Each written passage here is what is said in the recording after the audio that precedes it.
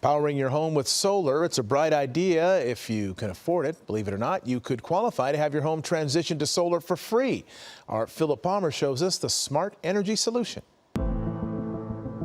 For most homeowners in the U.S., it will take roughly 8 years to break even on a solar power investment. And that initial investment cost keeps many low-income families out of the renewable energy market. Families that could really use the savings that come from solar power. To a working class family, stretching that dollar that they might have been paying for an electric bill, that can go towards savings for retirement, a better car, just a tank of gas, college tuition, whatever working class families need. Grid Alternatives is a nonprofit working to provide economic and environmental justice through renewable energy, installing solar electric systems for qualifying families at no cost to the homeowner. We want to fortify this community so that people here can live their best and healthiest lives, and we want to put something directly in their custody and in their pocketbooks. One of the hardest parts of getting solar panels on more qualified homes is getting the customer to believe that installation, panels, maintenance is all actually free.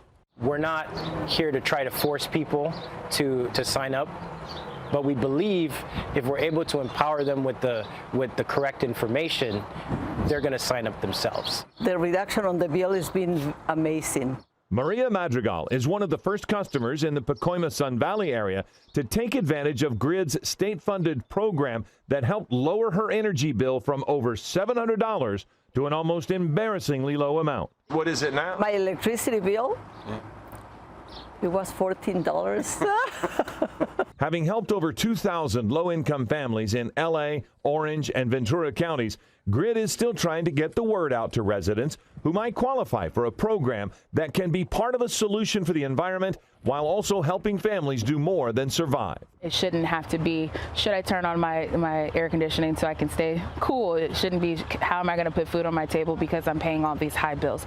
We should have solutions that help people stay in their homes and help move towards the future. Philip Palmer, ABC 7 Eyewitness News.